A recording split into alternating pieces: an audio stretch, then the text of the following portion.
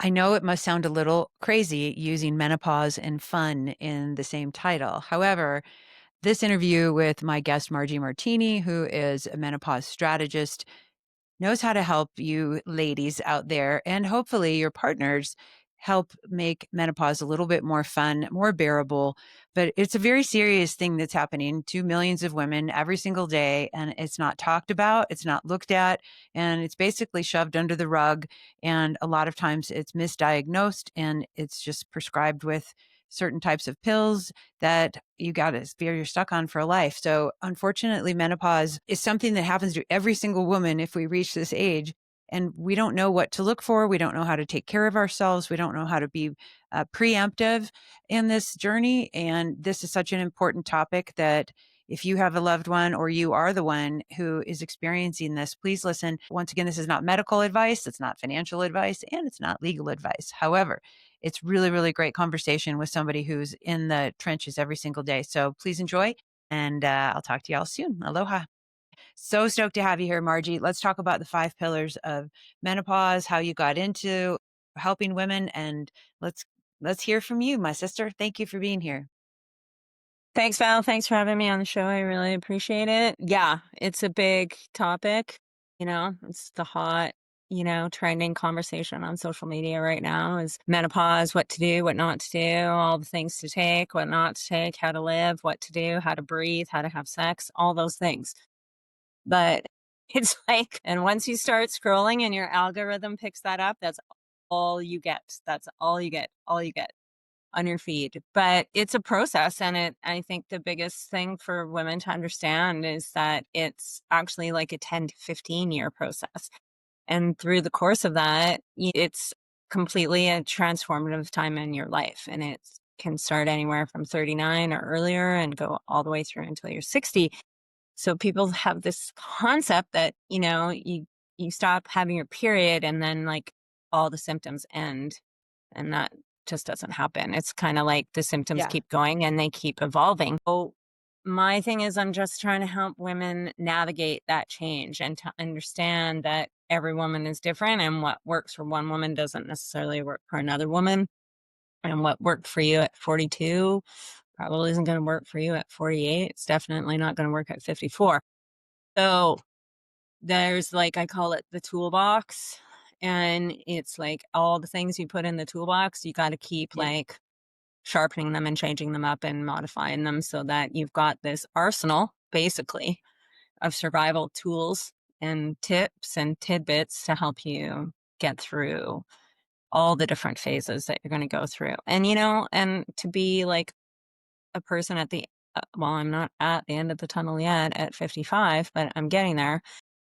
I can honestly say, like, there is light at the end of the tunnel, and you can completely and totally rock this period of your life if you have the right tools and you prioritize your self care as first and foremost. Yeah, I think it's something that, myself included, and I know we talked about this at the beginning of this year, about like hormone replacement therapy and menopause. I'm like, oh, I'm doing great. It's great. I'm fine. I'm fine. And then it was just like obviously a series of my life just hit me and wasn't sleeping, all sorts of stuff happened. And it was just like, hey Marge, how's it going? I need some help, dude. Identifying it as like a 15-year process, I can totally relate to that because back in like 2015, 2016, when I was in perimenopause, it was just like, what the heck is going on? I was just in my 40s and I was just grumpy and wasn't sleeping, all this stuff and stress and foggy brain and forgetting everything. And I'm just like, is this menopause? And, I was still having my period and everything, but it's a really, it's not I don't know, it's just like you think, like you said, you're gonna stop having your period and life goes on and whoop-de-doo, and I'm like, "No, this is tough," and I know a lot of women go through, like you said, all these different symptoms, and each person's body is different, and how we solve for our symptoms is gonna be a little bit different. How did this become your life passion and, like, your life's work? How did you start doing this? I think there was a couple things that happened. Like I'm 55 now, so when I look back on it, really, I got my first misdiagnosis for perimenopause when I was 39. And I went through my 40s, and my 40s were, like, to be honest, like living fucking hell. My periods were super heavy. They were like twice a month. I would go through a Super Plus tampon and a pad and period panties every 45 minutes. And it progressively got worse. And ironically, when I think back on it, one of my first symptoms that I complained to my GP about was I had gotten asthma, like out of the blue at 39. And I've been a long distance runner my whole life. And she just kind of blew it off and just said, it's because you grew up in a smoking household. And I was like, what? And, there were all these like things that happen. And it wasn't really until I was 44 and I was actually really starting to like have a nervous breakdown and freak out because I thought I was developing early onset Alzheimer's. And my father had died of Alzheimer's. And I was, to be honest, like freaking out. I was forgetting things. Couldn't remember people's names, places. I'm a super hyper organized person. So it was terrifying to me. My roommate and my boyfriend, like, I almost burnt down my house twice by leaving the stove on. Like, it was constant. And I had constant, like, memory loss, brain fog, and massively huge fatigue. Like, I would go for a run and I'd feel great for 20 minutes and walk home and I couldn't make it up the stairs. Like, and so I tried, and I was always been a health nut. I've always tried every supplement, natural herb, you name it. My supplement drawer was like 3 drawers deep. So I was trying everything. And I met this really cool woman. I did her hair, and, she was in her 60s at the time. And she told me about bioidentical hormone replacement. And she told me to read this book by T.C. Wiley called Sex, Lies, and Menopause. And Sex, so this lies, and menopause? Sex, Lies, and Menopause. And Okay. so I read it, and literally it transformed my life. Like, this is a book that every woman should read at the age of 16 because it explains to you your cycle and how you're supposed to have children and how the foods that you eat affect your cycle and when our estrogen is the highest and how it decreases and how our bodies haven't really evolved to the point to live past 50 in theory, and how our environment has affected that. So I read this book and all these bells went off, and I started doing some research, and that's how it started because, like, I read the book in, like, I was 44, so I read it in, like, 2014, and I went searching for a doctor or practitioner who could do something called the Wiley protocol, which was bioidentical hormone replacement in a rhythm method. That's what she developed. Now, she developed this in, like, and published the book in 2003. Okay, so this is like, I read it like 10, 11 years after it had been written. So I did some digging, and it turns out that, like, she actually collaborated with Suzanne Summers, and Suzanne Summers wrote a book in 2006 called Ageless, which most women know about. It's kind of like the first anti-aging menopause bioidentical hormone book. And then you go back and you take a look at the Women's Health Initiative and the report that was released in 2002 and how they told everyone that, HRT was going to cause cancer and all these women got ripped off their HRT. So you take a look at that and I started to ask a lot of questions. In 2000, 38% estimate, 38% of, the women in the US were on HRT. Okay, that's generally pharmaceutical HRT, but, and these are women over 40. So you got 38% of the population of women over 40 in 2000 that are on HRT. By 2002, 2003, all those women have been taken off of their supplements, and now 38% of the population is crazy. Okay. All right. Yeah. And then guess what? Guess what everyone went on?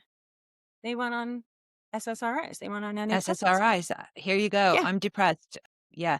Right. That's like Well, you know what? that was the first thing that If my estrogen yeah. was on the toilet and I was 50 and I was on a hormone replacement and I was taking estrogen and then you rip me off of it because you say I'm going to get breast cancer, I'd be fucking depressed too. Like, I'd Yeah. be totally depressed.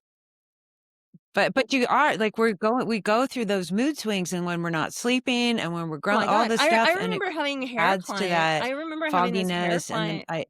I got a couple Alzheimer's tests back when I was in my early, mid late 40s, early 50s because I was like, "What the heck is wrong with me?" And same thing, I was bleeding all the time. I ended up having to finally get an IUD with progesterone because I was bleeding so much, and I Yeah, was like, "This is not okay, like, something's wrong it with was, me," it was crazy. Like, I and remember yeah. having hair clients in my chair in like 2003 that had come off their hormone replacement. And, this one woman went from like hair like yours, Val, like long and blonde down to, her waist. She decided to cut it all off and dye it red. I made her do it like over 4 weeks. So we finally did it. And she walked out of the salon. And 3 days later, she comes in and starts screaming at me and all the staff because we've ruined her life. And I was just like, what is going on with this woman? Like, I didn't know. No one knew it was menopause and it was Yeah. coming off your HRT. So so when I was 44, I read this book. It took me a year to find a doctor in Vancouver that did the Wiley protocol. And when I did actually find a practitioner, she had a 9-month wait list, and just to make an appointment was a $600 deposit. Holy I'm shit. not kidding. I'm not kidding. Okay, this is in 2014. Wow. So I kept digging, and finally I found it was actually a Canadian doctor, but she had been living in Hong Kong and she practiced at a Whistler. And I spent over that time, like over $6,000 for private consultations with her, lab tests, and hormonal support. And Wow. and she had to send all my lab work to Hong Kong because in Canada you couldn't even run those tests at that time. You probably can't even run them now. But she at that time did like a full functional blood analysis on me. Like, this is like 11 years ago. So she was looking at my vitamins, my minerals, my supplements, hormone levels, all of it.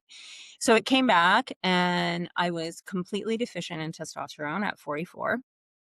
I was deficient in B12. I was low in progesterone, like all of these things at 44. So she put me on bioidenticals from a compounding pharmacy. At that time, I was spending about $350 a month. Within 4 weeks, my memory was back. 4 weeks. Wow. My energy level was back. Like, I remember saying to her, like, I remember, I'll never forget this day. I went into the grocery store and I couldn't find my list of the things I needed to buy. And I was like, okay, maybe I can remember. So I walked around the store and I put all these things in my bag, in my basket. I get to the checkout and I go to pay and my list falls out of my wallet. And I look at the list and I look at my basket and I had remembered all 12 items. And Yay, memory. I started to cry. And I said to my doc at the time, I told her the story. I was like, "So I couldn't fucking remember where I put the fucking list, but I was able to remember everything was on it. So I'm taking it as a win, you know?" And she's killing herself, but it worked. Now, it still didn't help with all the other things. Like, it helped with the brain fog and all of this, but I still had all my period problems. I had uterus problems. I had all these other problems that I truly believed were caused because my hormones were so imbalanced for so many years. Yeah. So when I hit 49, I ended up in the hospital in Mexico, in Puerto Vallarta, and I was about 12 hours away from going septic because I had to have an emergency hysterectomy because I was bleeding out. And this is after being to 1, 2, 3, 4 doctors, 2 in Canada and 2 in Mexico. And then finally I ended up, fourth one was the gynecologist who saved my life. And it was at that point where I was like, this has to change. Now, luckily at that time, I was now working with a great hormone doctor in Mexico and I was already on hormone support at this time. So they took my uterus out. Really, I should have gone through menopause at that point. But because we adjusted my hormones and we started adding in estrogen at this point, and we adjusted everything because I had a hysterectomy, I rolled through. Like, I rolled through. I didn't get hot flashes. I didn't get night sweats. I didn't get any of those things. And I actually just started to get better and better. But that was the point when I really had to start adjusting my lifestyle because the hormones were helping, but I was still noticing things like I was gaining, belly fat and visceral fat, and my normal exercise programs weren't working. And what I was eating properly wasn't working, and my stress level wasn't working. So I just started reading and studying and really looking at what I was putting in my body. And it's all about what kind, if you put shit in, you're going to get shit out. And that's the Yeah. bottom line. And, but women, we're stubborn. We are so stubborn. And I get it. Like, by the time you get to 45 or 50, you're like, I know what my body needs. I know what my body needs. I know how to lose weight. Like, I talk to women all the time and they're like, I'm gaining weight. And they're like, I'm just going to stop eating carbs. I was like, okay, try that and see how that works for you. Or they're like, I'm gonna start exercising more. And then like 3 months later, they're like, I'm gaining 2 pounds. I'm gaining 2 pounds a month. And I'm like, yeah, because what worked in our 30s and 40s doesn't work now. It just doesn't. Like, and that's the thing. Like, what worked for me at 48 doesn't work now at 54. Like, Yeah. this is the first time in my life where I'm not running. I've run my whole life. I'm not running now. I'm not, I'm doing hit classes twice a week, but I'm doing them at 50% of what I used to do 6 years ago because I don't Yeah. want It's, to it's stress my very body that humbling. much. It's It's super very, humbling. yeah. It's like, but the thing about it is when you find the tools, when you have the tools in your arsenal that that work for you in this moment, like right now, then the symptoms and your symptoms dissipate and your quality of life escalates. Well, And let's talk that's about when the 5 pillars. yeah, the 5 Yeah. pillars. I Well, want to hear, the audience wants to know. the 5 pillars. This is just something my girlfriend and I came up with. She's a personal trainer and nutritionist, and she's 52, and her and I have had countless, endless conversations about crazy shit. And we came up with 5 things. It comes down to your hormones, your nutrition, your exercise, your sleep patterns. That's a big one, and your stress level. And then we have like the bonus pillar in there, which is your community. Being able to talk to people that actually don't think you're crazy. It's always a good one. And we just have kind of broken it down that way. So when we talk to our girlfriends or I talk to my clients, I'm like, okay, these are the 5 pillars. Why don't you tell me what's pissing you off the most? So let's just start there because you can't change everything at once because that takes you out before you start. And by the time I get to women, this is the big one. Like, I love that there's so much menopause awareness now. I love it, love it, love it. I am in support of all these women that are out there speaking for it.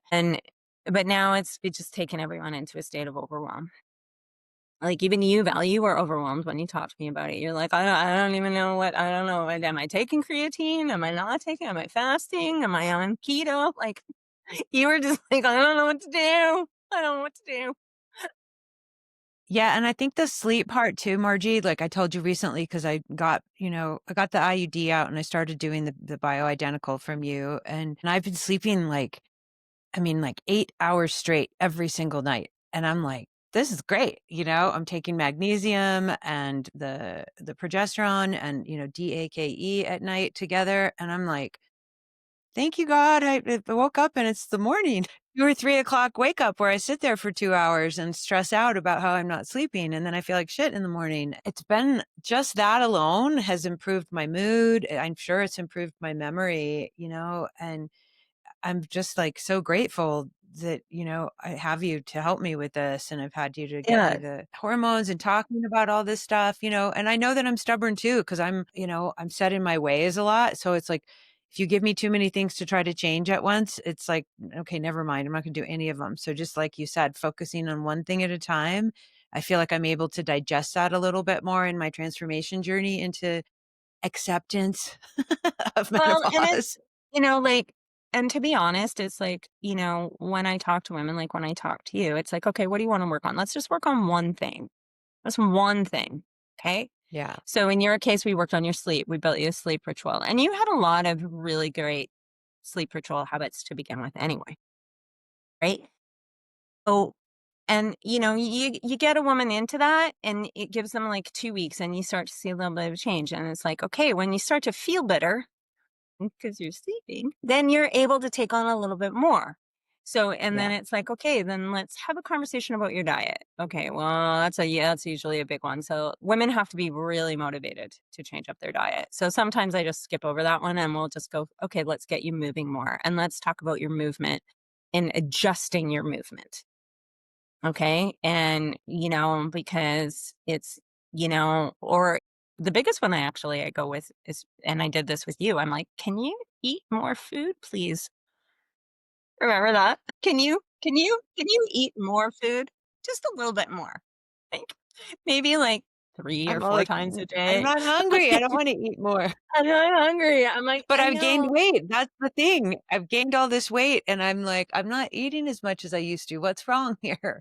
So, and I because know I your haven't been body's moving as much this year, but yeah, kind of starving. it's So yeah, like that's the biggest one. Like, is like I've been working with this great client. She's so awesome, but she's in it. She's late 40s. She's a single mom. She's got like an 8-year old. She's an entrepreneur. You know, mm, and she's running. Like I'm telling you, running, running, running from the moment she wakes up until the moment she goes to bed. She's got staff and responsibilities and a kid and she's all on her own and all of these types of things. And, you know, her biggest she wasn't sleeping and she was on hormones, which is great. She was on them and she had seen some improvement, some, but not a ton. Like a little bit, like I would say maybe 50%. Okay. But she still had big brain fog. She had brain fog. She had the 3 o'clock in the afternoon crash. She had waking up at 4 o'clock in the morning and couldn't go back to sleep. So the biggest one we tackled first was her sleep ritual. And basically it was getting her to shut down 2 hours before she was going into bed and to turn off her electronics and walk and have a shower or a bath and listen to a great song or meditation or this or this or this. And so we handpicked these key things that worked for her and she put them into her sleep ritual. And within 2 weeks, she was sleeping through the night and she was getting 7 to 8 hours. What was super interesting wow. is we're like at 12 weeks now, is a couple weeks ago, she kind of fell off the wagon a little bit. And it was actually her daughter who said to her, Mommy, we need to do our sleep ritual this week because you're not sleeping as well. I love kids. I love kids when they say things like this.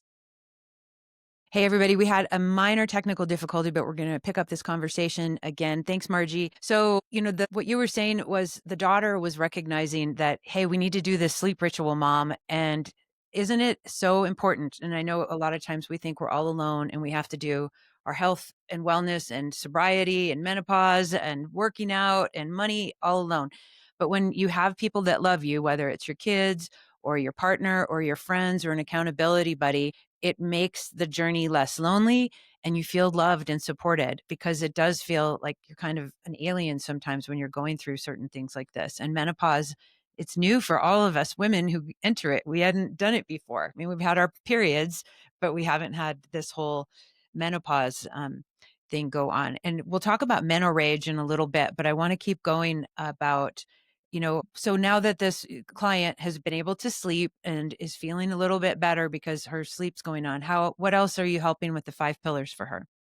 So, it goes step by step. So, when she's finally started to sleep and feel better, she had more energy, her brain fog dropped a little bit, but she was still like, every time I talked to her, like every week, she was like, I'm still like, I'm not 100%. She didn't have enough energy. So, we got into the nutrition pillar, and this is a big one for a lot of women because women generally don't eat, or they don't want to eat. They're terrified of gaining weight. They're already gaining weight, so they're freaking out. So in her case, she wasn't eating enough. She had had stomach surgery several years ago. So she technically should have been eating like 4 to 6 times a day, but really small amounts, but she just wasn't eating at all. So, and, she has a young daughter and, cooking and prepping and all this type of stuff. So we got her on a food prep program, and she did get, her cleaning lady to help her with her food prep twice a week and organizing her groceries and those types of things. And it was instantaneous, like instantaneous within like 4 days of her eating consistently every couple hours and increasing her protein intake. And as soon as she started doing that, her brain fog was like almost gone. That was it. Wow. And the next week she came in and she's like, yeah, I'm using my protein powder in my coffee. I'm eating my protein power balls. She was having a good amount of protein and veg and everything for lunch. And, they had changed up. They were having dinner earlier so that they could start their sleep ritual. And she always had food available in the fridge. So it was like, whether it was like chopped veggies or, pieces of chicken or whatever, there was always something available to her. And as soon as that kicked in and she realized that the two things together, like sleeping and eating, all of a sudden within 3 weeks, she was back working out. Nice. She was starting to drop weight and her brain fog was there. But this was the biggest tool. This was the biggest tool and that we in her arsenal really was her ability to handle her stress management and her cortisol, because she has been, she's in her 40s. She's been a woman that has run on cortisol her whole life. Like go, go, go, go, go, fight or flight. I got to do this. I got to take care of this person. I got to take care of this person. I got to take care of my kid and my staff and this, my that, da, da, da, da, da. So she was experiencing, like, when she got stressed, her cortisol would max and then she'd run for like 3 days and then she'd crash out. So we picked the things, or she picked the things that calm her down the best. Okay. And we went through it. So one of the things that calms her down the best is water. So we went through what she could do with water to help calm her down. So if she couldn't float in the pool, if she couldn't have a shower, she would go into the bathroom and run water on her wrists. Like, as soon as she started to feel like that panicking. Or, the other one was music. So we went through some different playlists, some different meditation playlists, and I got her into something called Solfego frequencies.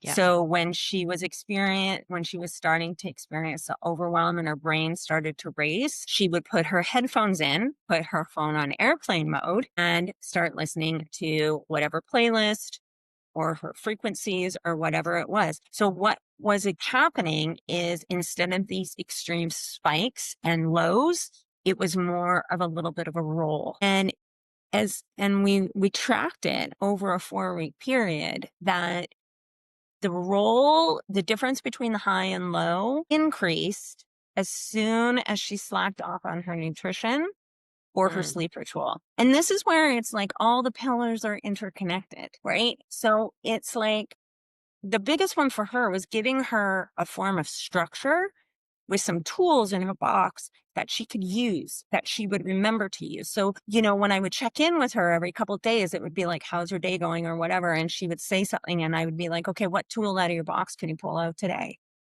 And she's like, okay, right, I'm going to go and do this. And it's the simple things. And that was, now she's at like 12, 14 weeks. And now we're really starting to go for it. Like her kid's doing great. She's back in school. They have more structure in their life. She's expanding her business. Like, she is caliente, as we say in Mexico. She is on fire, fuego.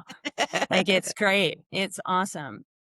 But, like, the biggest one with her is that the hormones got her started, but it was all of the life changes that really took her there. And it's interesting because every woman is really, really, really different. And, I find that there is like a lot of women that want to do everything naturally.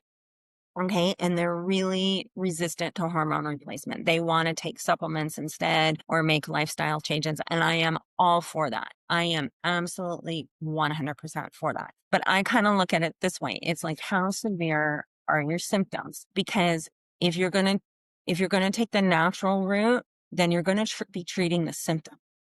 Okay, so like you can use ashwagandha, you can use melatonin, you can use all of these things, but you're treating the symptom. If you're a person where your hormones are depleted, okay, then treat the root cause, which is the fact that you've lost a significant amount of estrogen. Or in my case, I had no testosterone. Yeah. Okay. So, and this takes it into, you can treat it however you want to treat it, and definitely I think the key point in this is, and it's going to take some women, it takes a while. You have to really find an amazing hormonal doctor that resonates with you. And this is a person that you are looking to build a 10 to 15-year relationship with, because I can attest to this. Your script is going to change every year, every 6 months, with the seasons, with your stress level. So you have to be able to be in communication with that doctor and know that your script is going to change. And people are always like, well, my hormone panel says this, my hormone panel says that. Your hormone panel is 1/10 of the pie. Okay. It's a baseline. Like, one of my greatest regrets is that I never got my hormones tested when I was 38. If I had known what my hormones were at 38, then I would know what my optimal is. So I would know how to supplement to go back to my optimal. I tell all my serve sisters that are in their 30s, get your hormone panel done now and Margie, that's stick such it a in good your arsenal. idea. Oh my gosh. I know we were just talking about wishing that we had like cool aunties like us when we were in our Yeah. 30s, to understand this Yeah. stuff. Like, Yeah, like, wow. but it's taken me 10 years of bioidentical hormone replacement to figure out where my optimal is. And that changes. Like, my script changes. It's crazy. Like, I've got a couple girlfriends who have been on them almost as long as I have. And, we talk about it. It's like my script changes in the winter. I need less testosterone in the winter and I need more testosterone in the summer because I'm working out more, I'm sweating more, I'm this and this and this, right? And the second, like, I've had a couple moments where all of a sudden I was like, oh my God, did I just have a hot flash? I've already had a few hot flashes because I've been on hormones. I was like, holy shit. I had last November, I was having hot flashes. I was on the phone, so phone up fast to the doc. I was like, I think I'm having a flash. There's something wrong. You need to address my script. And he was awesome. He was like, calm down. I'm like, Gonna be okay. I need a new cream. I need a new cream. And within 5 days, he's like, okay, this is what I want to do. I'm going to order you a new cream. And you're just going to double up on your estrogen cream for the next 5 days, like, and see if it helps. Sure shit. It helped. And you're like, thank God. I was like, thank God. I was like, how do women do this without any help? Especially the hot flashes and the anger, like the mood swings. Like, Let's talk about you know, rage. This is a big yeah, one. And one I of didn't my even know one this of was a thing. And I this is experienced this one in of my lifetime, and the my poor children had to deal with it. And I didn't know my that's what God, was going like, on. one of the best success stories was one of my girlfriends. And she was super resistant to it, and it took her about 2 or 3 years to actually, like, consider going on hormones and addressing what she was going through. But she was a Scorpio. She's, like, super vibrant, super sexy, like, loves men, loves life, like, super fun, totally on point. And she went through these couple of years where she just got angry. She was just angry and bitter, and it got worse and worse. And the more she drank, the worse it got. and she started drinking a lot of wine, and she would get really, really angry. She had no interest in men for years. She had no sex. She had nothing, and she was like, at one point, I think she thought she was a lesbian, and she was just absolutely not interested in men. And then she started to put on belly fat, and it just, and then she had, like it was like this continual Like a slide. downward spiral, it sounds Yeah, like. but it's almost like with the mental rage, it's almost like it's like women don't remember that they're that angry. Like when you have a kid, and after you have a kid, it's like your body forgets how painful the birthing process was. And then, like 18 months later, you want to get pregnant again, but you forget how much it hurt. It's almost like the same thing with mental rage. It's like I watch these women go completely nuts, start screaming at each other. And I'm just like, and then the next day they're like, hey, babe, what's going on? You were just raging bitches to each other. And I was like, wow. Like, wow. And it was interesting because once it got to the point where, like, I knew that she wasn't super, super happy. She actually came in to talk to me, and she's like, "I think I'm ready for some hormones." And I was actually kind of scared to like suggest anything because I was like, "Oh my god, she's gonna flip out." She went to the doctor and she got on some hormones, and I swear to God, in 4 weeks, my beautiful girlfriend was back. It was unbelievable. She was happy. She started online dating. She started getting laid. She was losing weight. She was back at the gym. And what also happened, because she was happier, she started drinking less. Yeah. And Yeah, you don't it need that was, coping mechanism when you and feel it was good. just, and like 2 years later, she's her fabulous fucking self again. And it's like, and she online dates like a machine, Yeah. envious. She is like the proof that you can be like an absolute panther in your face.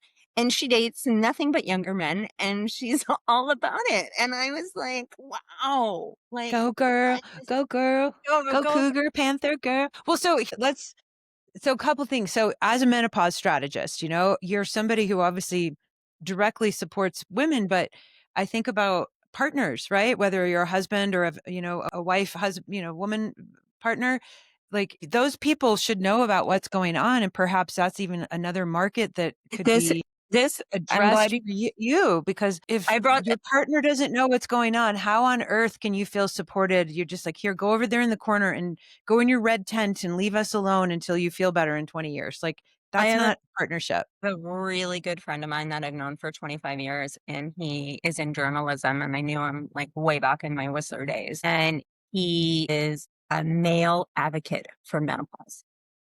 Wow. And he has read all the books available for men. Him and I are actually collaborating on a book for men Nice. to address women, and we're gonna call it "She's Just Not That Into You." Because it's kind of true. But he and so it's very the cultural differences over there, and the stigmatism around menopause is very, very strong. They don't want to talk about it. Nothing, nothing, nothing, nothing. But he's done a deep dive because he does tons of research on the rates of divorce and separation, and all of those things for men that are in their 40s and 50s, and what's going on with men have their own stuff going on, Totally. They have right? menopause. They have menopause and andropause and all the other pauses. And, but, really when I do have a lot of girlfriends who have really, really solid husbands that they've had for like 20 or 30 years. But when I talk to my buddies about it, they know. They know what, like they've said to me, like, how can I help her? Like when she's like losing all of her shit, like, how do I help her? I'm like, how you help her is you go around the house at the end of the night and you take her keys and her phone and her eyeglasses and all the thing and her wallet, and you put it in one central space. So when she wakes up in the morning, she knows where it is. That's how you help her. When she's like raging or like having a complete meltdown and bursting into tears, you just go and give her a hug. And you don't mansplain how to fix it. Yeah, I know.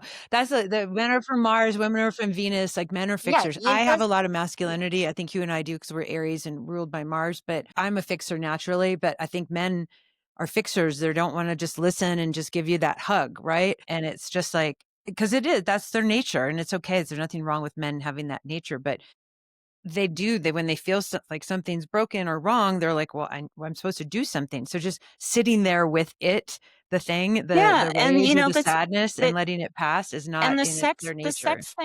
the sex thing is huge, because a lot of women when they go through menopause have big problems with sex. It's painful, it's dry, they have, like physically it hurts. So, estrogen creams and there's even like great companies out there that have like menopause lubes and things like that. Those things help you know? And but the men also intertwined with that have to understand that the woman still needs to be like stimulated. She's got to feel like in the mood.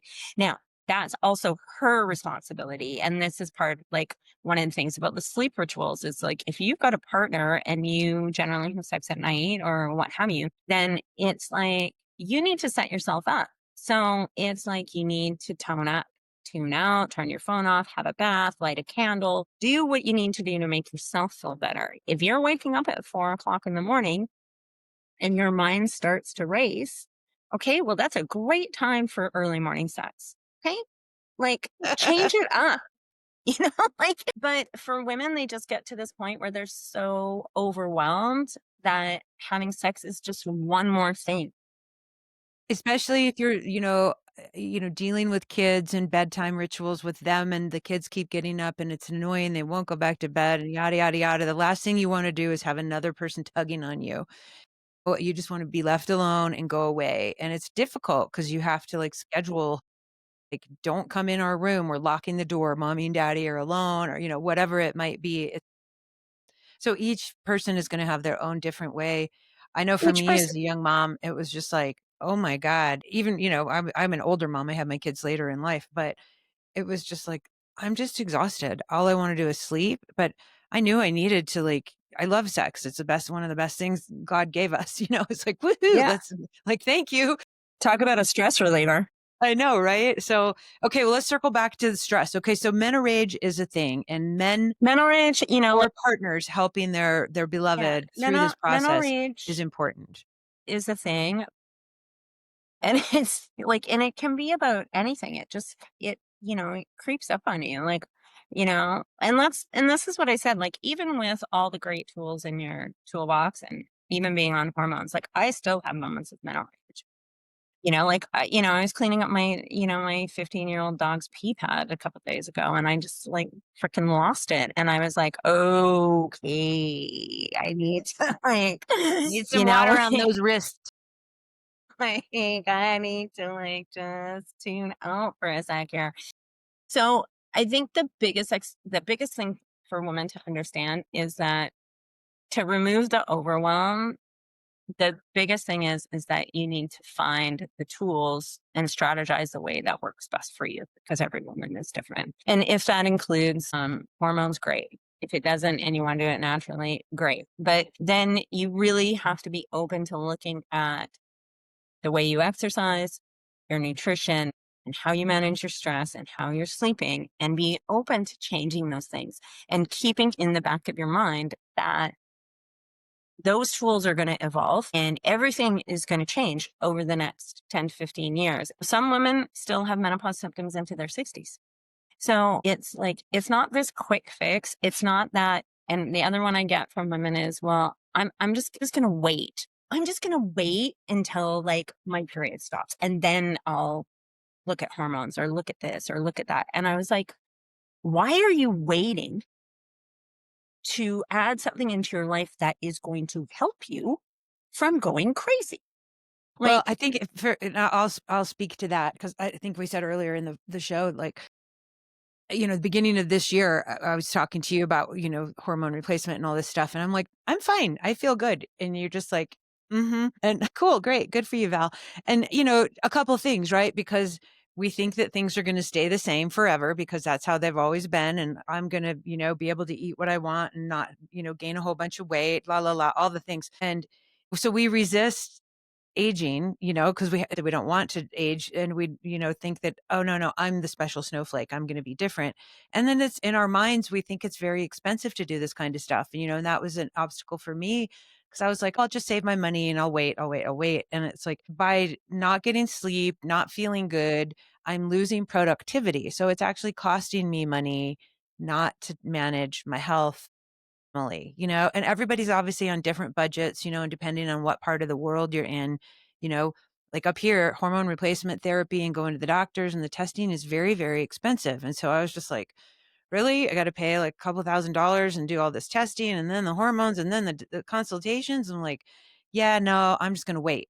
And, so there's obviously options that you offer, with, the doctor that you work with and yourself as a strategist. And, so do you want to talk about that a little bit and help everybody kind of get like just to meet them? It's We have to meet people where they're at, obviously, and obviously everyone has to meet people where they're at. And the great thing about this is there's so many different options and platforms. Okay. So depending on where you are, so in the United States, for example, like if I have a client who contacts me and they're trying to figure out how they can change it up. It's like, okay, I try and target it where it's like, depending if you're going to go on hormone replacement, I always say, what's kind of your budget? Like where are you at? Because you can use pharmaceutical hormone replacement, which can be sometimes a little bit less, right? Or you can use bioidentical. Okay. Now that's a personal preference for each single person.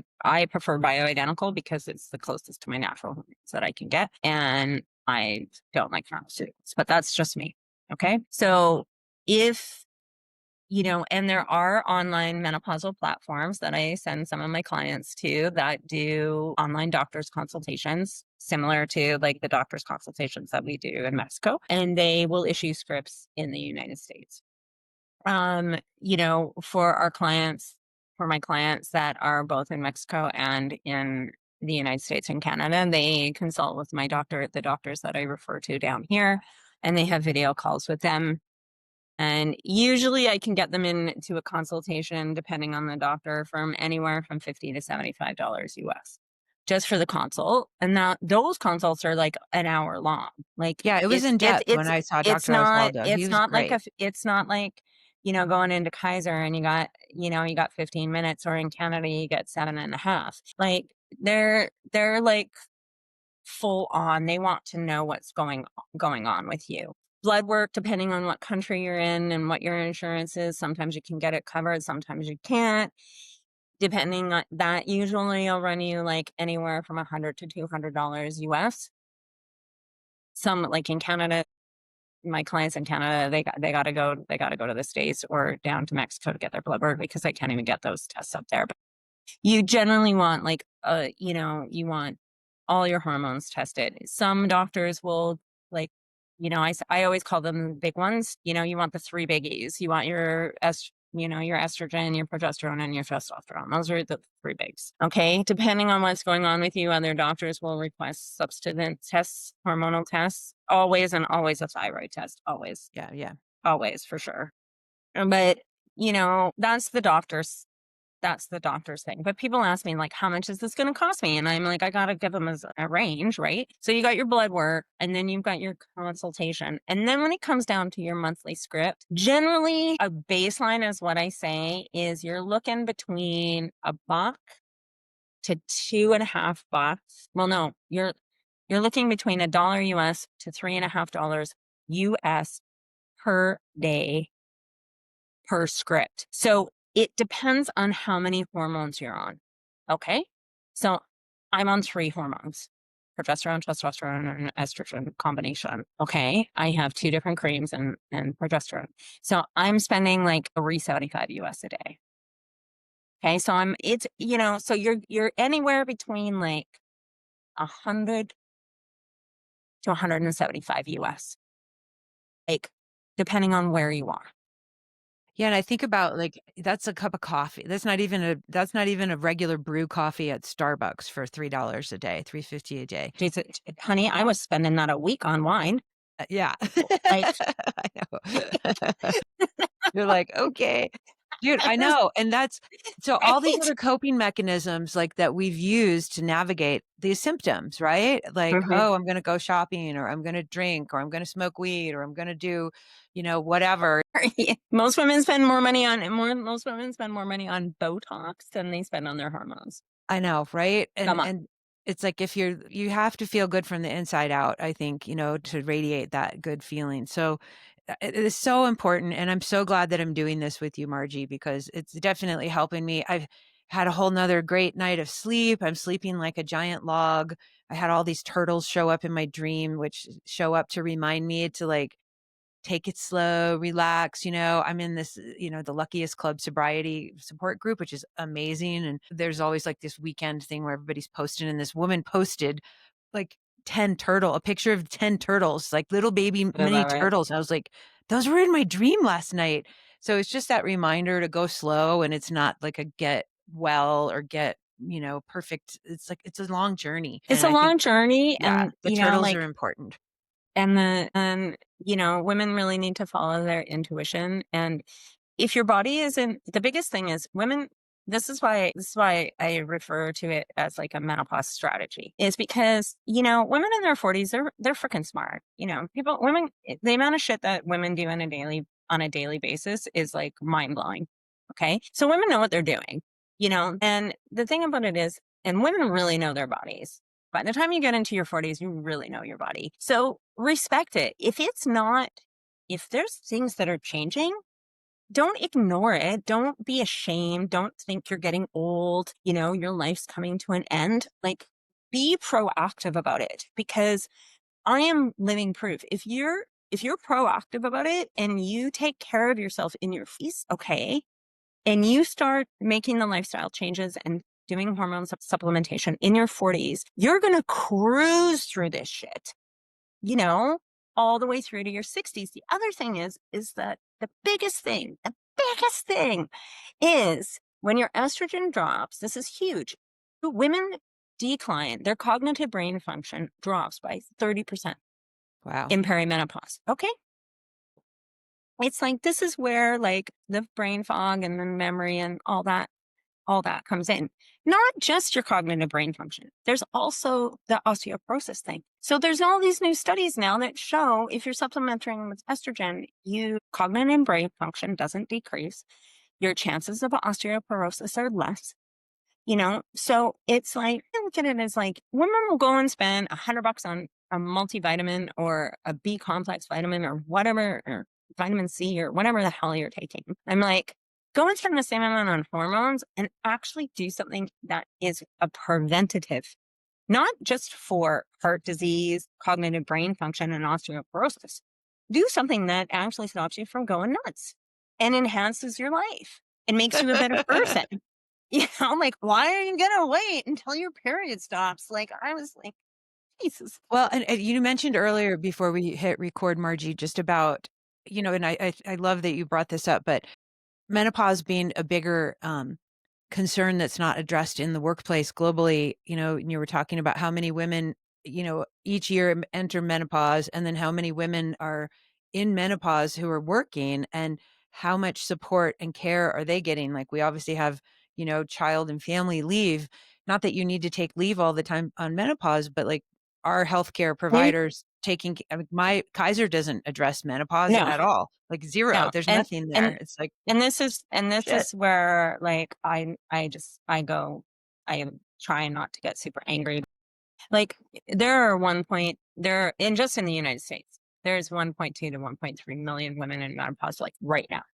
Just starting menopause each year. Yeah, no, right now in menopause, that are in perimenopause or menopause, 1.2. There's 60 million women in the workplace over the age of 40. Okay. All right. That we're talking like 1 in 6, 1 in 5 women are experiencing the range of symptoms. Okay. And there's no support. There's no, like, if you have a bad period, or you're pregnant, or you need like, your kid is sick, you can call into work and say, I need a personal day. I need a personal day because, I got a bad period, or my kid's sick or whatever. If you're having a bad menopause day, there's no calling into work saying I'm having a bad menopause day. And this is part of the issue, because the women, those those 1.6 million women that are over the age of 40 that are in menopause right now, that are in the workforce, those are your top performing women. Those are your top sales women, your executives, your lead strategists, your high end managers that have the most amount of stress. Okay. Those are the people that should be being taken care of. And or that woman who is going through the change and has to manage her life differently should be able to go to her superiors and say, hey, I'm going through this. I'm still on point. I'm fine, but I need more time. And if I say I need more time and I need to adjust a meeting or a schedule or a this or a that, there's a reason, and I don't have to justify it. And that's the difference. Women need to stand up and say, I'm still going to do my job and I'm going to do it really, really good, but I'm going to do it differently. I think that's such an important advocacy position, that's not I've not really heard this discussion, no, I don't work in corporate America anymore. I did, 30 years ago, more than that. But it would be nice so that we know that, like, yeah, I can stay with my job. I'm going to be supported. I'm going to have healthcare. I'm going to have understanding, teammates, coworkers, leads, bosses, whatever. Not have it be, because it is just like you said in Singapore, where, your friend is living there. Talking about There's no support. menopause is just sort of I mean, there was this, down at the local theater, it was Menopause the Musical. There was a musical about menopause, and I was just like, "Okay, what's the big deal?" And, of course, as like a, late 40s, early 50s woman, it wasn't a big deal yet for me in my brain to think about until I had those negative consequences of not paying attention. And I think just and that is a thing. Like, and I noticed this, in the work that I do with people. It's like most of us, and myself totally included, as aren't willing to start making changes until you're at a bottom. Until you've Yeah. hit a rock bottom, or until you've had a really negative consequence, again, whether it's health, relational, finance, whatever. It's like we're stubborn creatures, we want things to stay the same because our brain doesn't have to work as hard, and Yeah. so I think just that prep period for you, Margie, like teaching these young women is so important. The prep period. And the other thing is that, like when we started, we said, let's make menopause fun and have some laughs with it. Like, Yeah. like last year, the M Factor, the movie came out, the documentary about menopause, and it, like so many millions of women watched it, and I shared it with so many women, and it kind of opened that door of like, this is It's called what's the M actually. factor? It's called the M Factor. It's on Okay. PBS, Okay. and it's great. It's this amazing documentary, and it goes through all the different doctors and therapists and different, ethnic ethnicities. Women react differently, Mhm. have different symptoms, stronger symptoms. But it was really kind of depressing. Like, it really was, because it was just like, and that's why I was saying there's no light at the end of the tunnel, but there is light at the end of the tunnel. And that's what I'm trying to explain to women. It's like, you don't have to go through all of this shit all at once, by yourself, without a community, and without the tools to help you. And it can be fun, and your 40s and 50s can be absolutely amazing. And this is the biggest one. This is where I feel like the empowerment of women over the age of 45 is kind of getting lost, because we all feel overwhelmed, and it's like, oh, you're 45, you're in your 50s, blah blah blah blah blah. And it's like, the biggest thing about being over the age of 45 or 50 is, honestly, we just don't give a fuck anymore. Mhm. And I've had my girlfriends, and we laugh our asses off. I just don't give a fuck. And and I say that, and I did a podcast, a reel about it. And it's like, it's not that I don't have empathy anymore. It's actually, I have more empathy and more love for my friends, the people around me, and the people that I truly care about. Like I really, really do. The difference is because I just don't give a fuck about the drama and the bullshit. And that's the absolute difference. It's like in your 30s and 40s, you get sucked into the drama and the this and the that. And it's an energy suck, right? And you kind of get wound up on it. And it's kind of exciting. When you're in your 50s, just like, yeah, oh, that person's flipping out. Yeah, okay, whatever. Go flip out. I'm going to sit over here with my chicas and have a margarita, have a good time. Like, and that's the thing. It's like, it's not that we don't care. We actually really do care. We actually care more. But it's that standing in your power and being able to say, hey, you know what? I really, really care about you. And I really want to help you work through whatever it is that you're going through. But I just need to top my cup up a little bit more because I need to be the best person I can be so that I can be the best person for you. And, Oprah's been touting that for fucking 2 decades, but really women don't figure it out until over the age of 45. Yeah. And that's the biggest one. And Val, like we've got some like power, powerhouse women around us in our lives, and they're just kicking ass. And they're starting new businesses, they're expanding, they're completely evolving and changing and, changing their careers and doing this. And their kids are out of the house and they're like, gonna go travel the world. And you see these women over the age of 50 and they're like in groups of like 4 or 6 or 8 and they're in Italy. And like last year we went to Tahiti and like our poor boat captain, I thought he was gonna go crazy. There was 6 of us were going nuts. We were going nuts. We were having the time of our lives because for the first time in 25 years, myself and my girlfriends, we are allowed to play. We can play.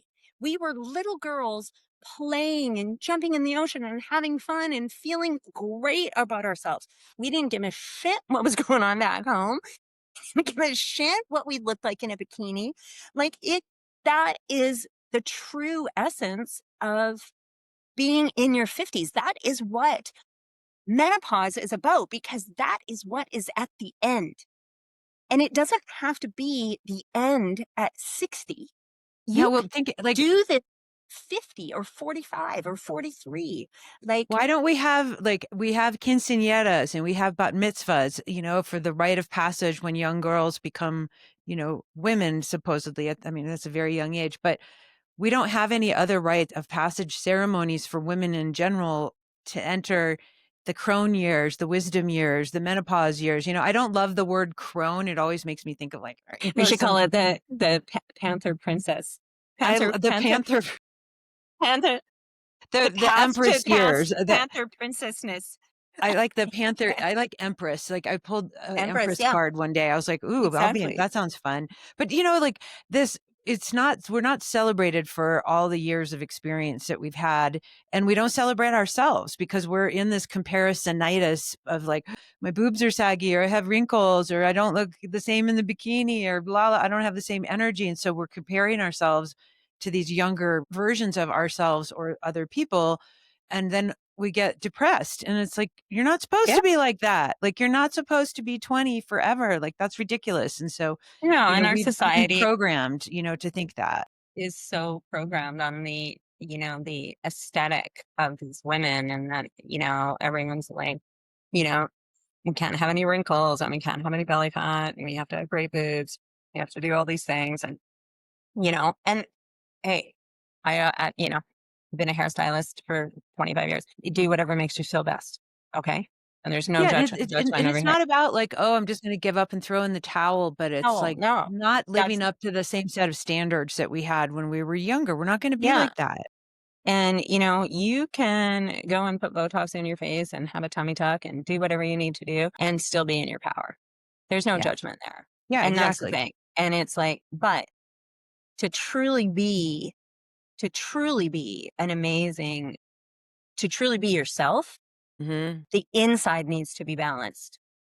Okay. And the tools and the structures and the strategies to keep you constantly evolving and changing and constantly being on your game, that is what your 40s and 50s is about.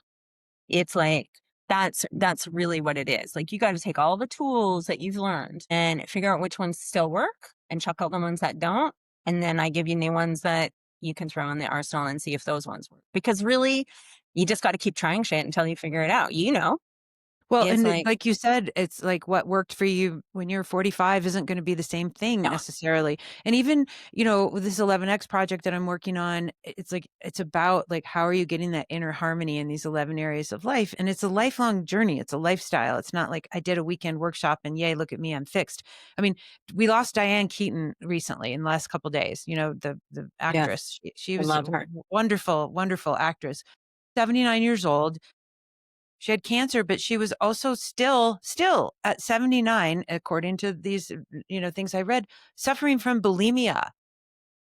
Yeah, At 79 years old, this woman who's stellar, stellar. world-renowned star, rock star, actress, genius, creative, didn't get up here to match her heart, and so she still had a food disorder, an eating disorder at 79, and I'm just like, I was My bulimic too. girlfriend's 62 and she has a food disorder. Uh, It's and like, it's so sad whether it's food or alcohol or drugs or social media or shopping. It's like, if we're not, and I'm, obviously I'm a work in progress. I don't act like I'm so, look at me, I'm finished work. Like, if we no, don't there's never understand finishing. ourselves and work on that inner part, life happens and it happens and it happens and it knocks us down and we're like, "Oh, shit," and we reach for Yeah, the easiest thing to give us thing comfort, and you the thing know? is that if and this is the big one, if you are rolling into your,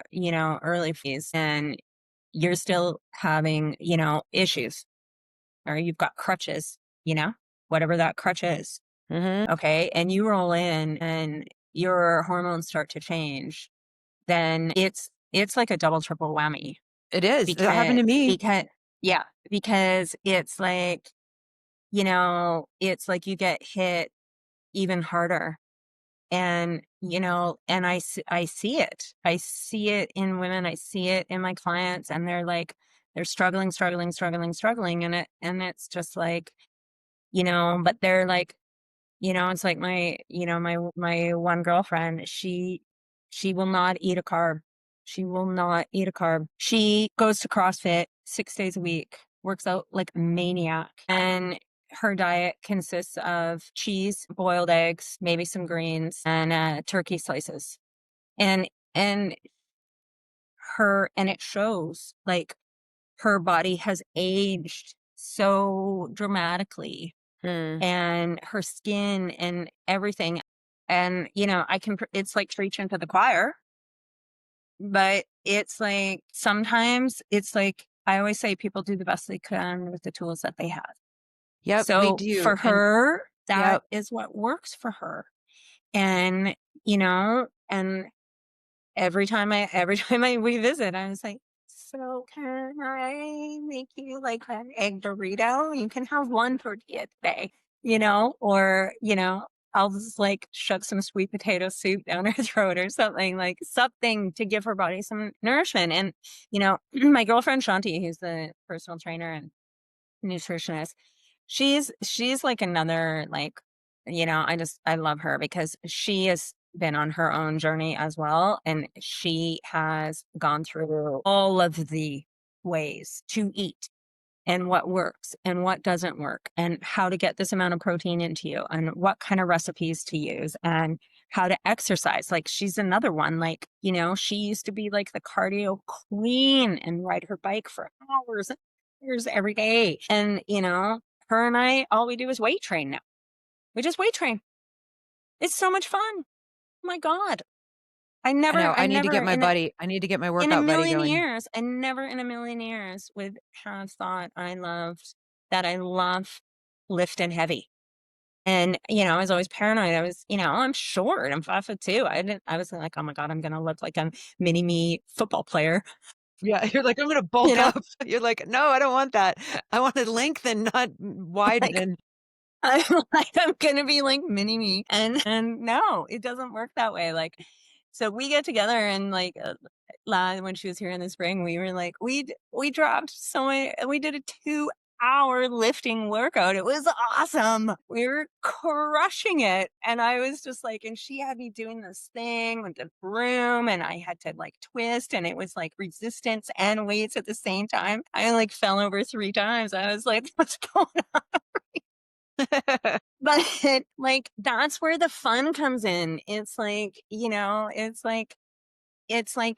it's different. It's all different. If that had been her and I 6 years ago, we would have been doing an hour and 15-minute run in the woods in Whistler, but we're not doing that now. Yeah, yeah, yeah. We're lifting, and Lift it it's up, great. girl. I Yeah. think that's something for everybody to just be mindful and gentle with ourselves and be open to being like a little hacker or petri dish, right? Like just test stuff out, see what works, see what gets you joy. Like for me, obviously, I do like lifting weights, but I haven't been lifting weights much. And I'm like, maybe if I had a buddy. So I'm going to put a little note out to my wise women boulder crew here and see if anybody wants to go lift some weights with me this week. I mean, I don't have to have that, but it'll make it's always more fun just to do stuff It with a always it buddy. always makes it more fun, and that's where, Yeah. like, that's where the retreats and the community comes in, because when we do the retreats, it's like, it's a small, intimate group of women, like, it's usually, like, anywhere from 8 to 12, but it builds that community because now those women leave the retreat and they have that social circle that that's available via text and be like, hey, this is happening to me. Oh my God, like I almost set my house on fire, or, I lost my wallet like 3 times today. Does anyone want to have a video call and have a drink of wine? I just need some support. And it's like, and that is what's great about it, because it's like a lot of these women they have friends that they can talk to about it, but everyone is so busy. People got kids and jobs and husbands, and, women go, they take these 5 days for their retreat, mainly because their husband or their sister or their kids are pushing them to do something because they know there's something not right with mom. Yeah. And then they go back and they have their toolbox, but then they get wrapped up in their life again. So sometimes they just need to like tap in to that community that we established in the retreat so that they can be like, hey, I'm super, super overwhelmed again. Like, is this happening to you guys as well? And any like kind of like tidbits of what to do. And it's like, yeah, shut it down. Like, shut it down. Change up your calendar and start pushing things further back and like limiting the amount of things that you can do per day and be realistic. Like that's one of the big things we talk about in the retreat is like realistic time management. Yeah, and I think that's something for a lot of us to take note of because we always are like, "Well, of course I can fit these 20 things in today." And I'm like, "Actually, I can only do 3 of them without crashing and losing my shit." But we get excited and we think we have this energy, and so it's just that being patient and loving and kind to ourselves and Being patient. Yeah. recognizing yeah, I always say, recognizing like if your kid came to you and, said, hey, mom, I'm really sorry. I really wanted, I know I had all these chores to do this afternoon, but I really couldn't get to them because I had to finish this essay. You would be like completely understanding about that. You would be like, totally, and okay, give them a hug totally and, "Oh, good understanding. for you." Yeah, oh, good for you. Pat on the head. But if mom comes in and says, hey, I can't deal with any of you guys right now, and I definitely can't make dinner, and I can't do the laundry because I need to go upstairs and have a bath and take care of myself. Everyone would be like, "What the hell just happened? Where'd she Yeah. go?" Like, "Oh my god." Yeah, the expectations, especially of anybody who's a caregiver, whether you're caregiving an elderly person or a kid or a partner, like we just expect that this caregiver is going to stay at this fifth, sixth gear operating level all the time. And it's like, Yeah. no. And especially as we get No. older, like our fuel requirements, our energy requirements do change. And I think that's an important thing to, again, just like we talked about. And I think and I know with you and I working together, you're like, Val, you need to prep food. You need to eat more. Please eat some food. And I'm like, I will, maybe. Yeah. Like literally yesterday, Margie, I spent the whole day down here in my office doing like creative work and redoing branding, colors, all this stuff. And it was 7 o'clock in the evening. And I realized it was like maybe 6:45. And I'm like, oh, I've got to take the dog for a walk. I've been down here for 12 hours. I took a pee break and I haven't eaten anything. Like And I I was in haven't such eaten a anything. flow state, and I was just like, I don't want to break the flow state just to go stuff my face, and I'm not even hungry, but I forced myself to stop and go eat a little bit.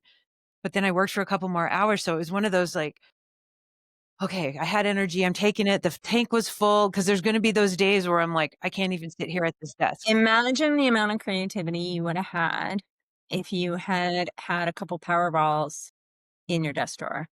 Who knows? Like, So I'll start making some you'll get power there. balls. That sounds fun. They sound delicious. Are they those like peanut I'm a butter power protein Yeah, things?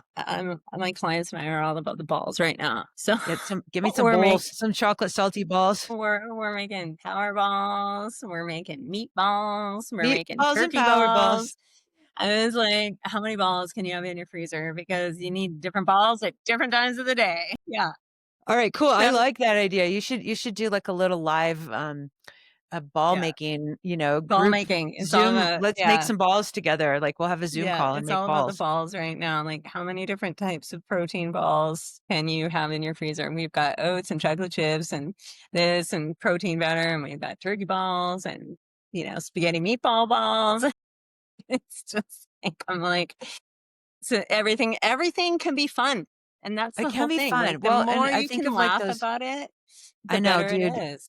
Yeah, don't take it so Yeah. seriously, but like I think asking for help from people like you, who are in this journey, and that's like what you do 24/7 is helping women through this, and obviously, men too, and the partners if there's partners to be involved. I guess it's just, we a lot of us women, we don't want to ask for help. We think we can do it Mm. all alone, and I've got this. I'm the badass until we're not, and then we fall apart and cry, "Help, I need help," instead of like Yeah, being totally. proactive. And again, speaking from experience and having you help me get off the floor and not cry. Thank you. Not cry. Well, and it's like, and that's the thing. We wait way too long. Don't Yeah. wait until you have 20 extra pounds of belly fat. Don't wait until you are being mean to your kids or your husband or your girlfriends. Don't wait until you're drinking a bottle of wine every night Yeah. because you're trying to go to sleep. Like, don't wait that long. Yeah. Like, and because there's no reason to. you know and that's the thing, that the availability is there. The overwhelm, yes, there's a lot of information on Instagram. There is so much information. Some of it works, some of it doesn't. And this is the biggest thing: everything is unique to each individual woman, Yeah. and that's where you've got to strategize what is going to work for you. Well, and I think too, getting out of our ego's way and thinking like, and I know for me, again, just speaking from my little humble example of like, this is just a phase. This is just a funk. I'm going to get out of it by myself. I don't need any help. Just, I'm going to be in my little hole here. It's going Or to, I'm gonna, it's just the or full this is my new moon, fucking or life. it's So just the Mercury retrograde, or it's just where you are in your life chart. I've had lots of women say that too. And I believe in all that shit. I know when the planets are like going crazy. But it's like, it doesn't anything that's natural, that is, or as close to natural as possible, that's not, that doesn't have a lot of chemicals or pharmaceuticals or pesticides or whatever in it. Anything that's as natural, as close to natural, that you can put in your body to balance your body back to an optimal state. Why would you not do that? yeah, I think it's, And and that and for that's people who where are it co- scared of hormone replacement right away, like you said, like check the other 4 pillars out and get those suckers under check control if you check can. check The those nutrition others and out, the or sleep and the treat, or stress and the movement, yeah, and and all if you of those can. things. And they're great natural supplements that will help with certain symptoms, for absolutely, for sure. And some women symptoms are much less, and some women's symptoms are crazy out of control. Yeah. And I so, got women that are losing teeth, you oh my know, gosh. and girlfriends that had frozen shoulder at 41. And like, there are, like, big ones. And And there's like all the, and we haven't even really touched on the depression and the anxiety like that. Those are like up there in That's the a top 10.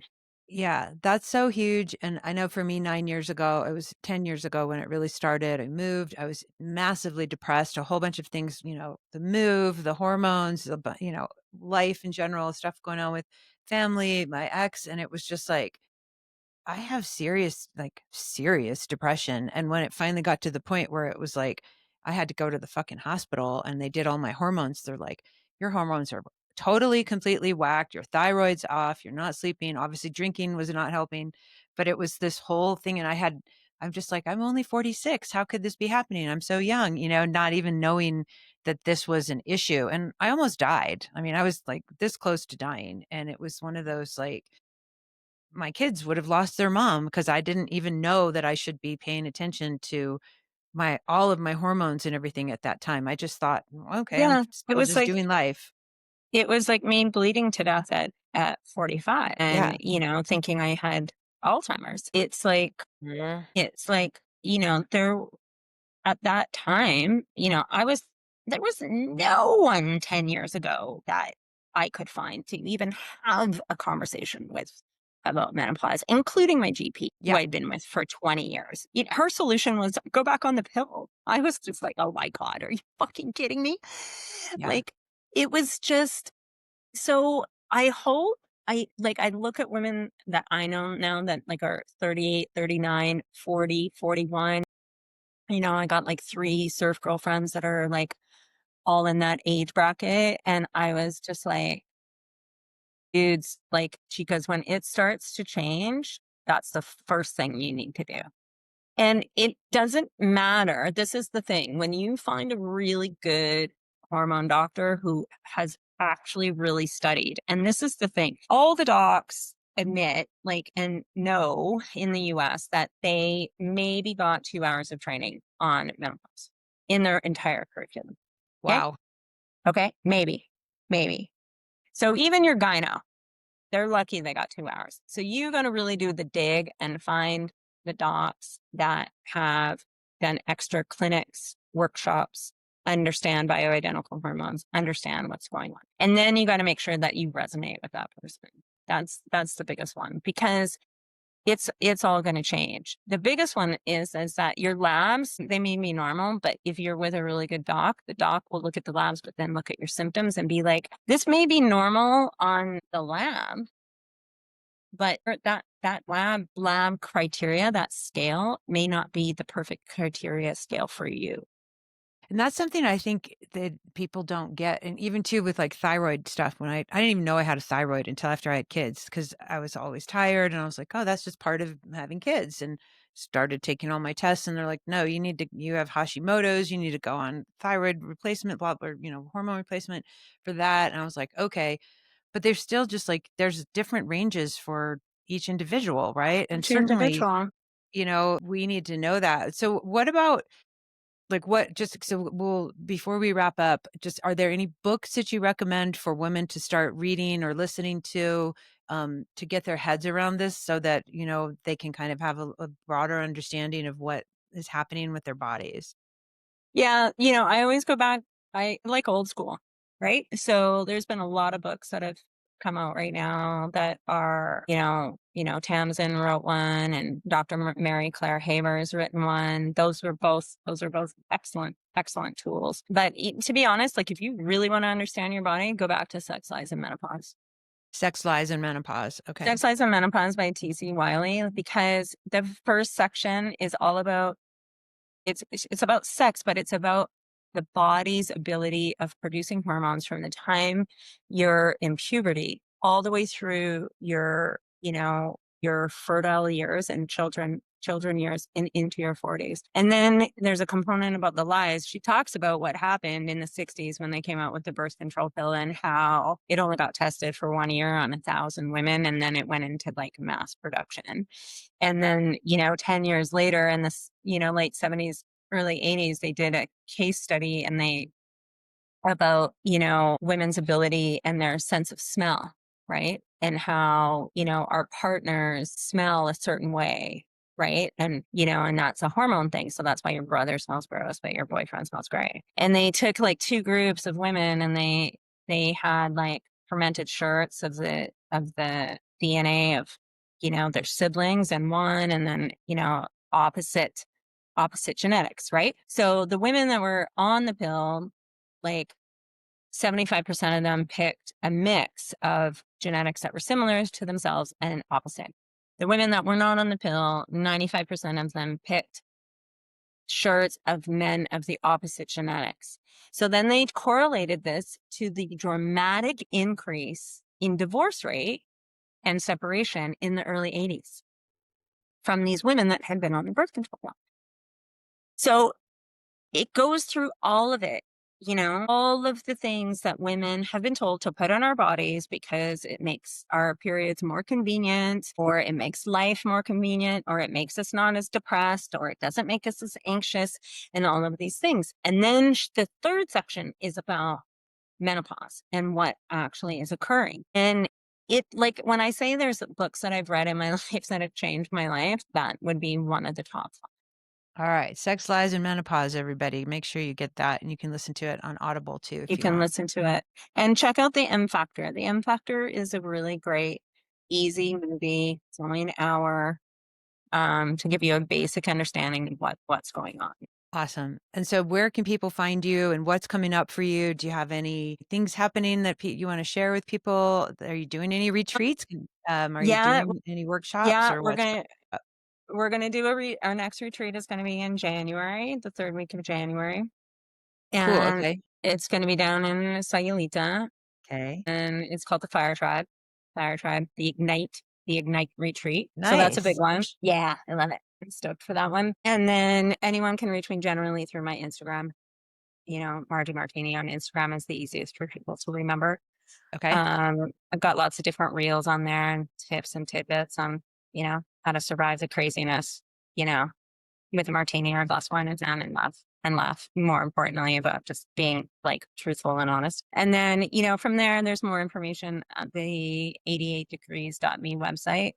But, realistically for menopause, it's just easier for people to go onto Instagram and all of Just it's on find you on there. Instagram. And can they Yeah. get like an appointment with you and do a consult? Yeah.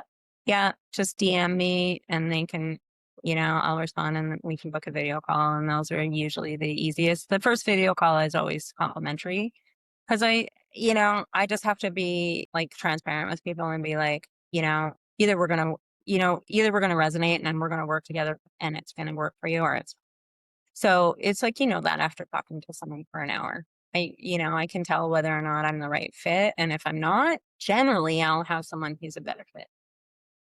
Awesome. Okay. So, this is awesome. What would you say to somebody right now who's listening, who's on the fence, who's, just listened to this whole episode? And obviously we said, yeah, I get it, be proactive, la, la, la, but they're still having that like, not me, not me, not me yet. And maybe they're in their mid 40s, hitting up to 50. Like, what would you say to them to just put their minds at ease that it's a good decision to start paying attention to this now? What I would say to them is you don't have to change everything at once. And that the most important thing is to listen to your body and respect it when it starts telling you that something's not right. And it can be in any area of your life, whether it's emotional, spiritual, mental, or physical. So trust yourself, like listen to what your body is telling you and respect it, and try and honor what it's trying to tell you and get some support before it starts screaming at you. First going, Is the biggest one, yeah, listen because to what Margie says, everybody, because I didn't listen and you I know thought I had because the everything more together. you ignore the symptoms and the things that aren't flowing right in your life, then the harder it is, the change is harder when you finally get to that. I think it's that analogy of, maintenance is cheaper than repair. Um, Mm. and I think about, the check engine light comes on and you ignore it, and then all of a sudden all this stuff happens. It's like as soon as you get, like you said, listen to your body, listen to that check engine light.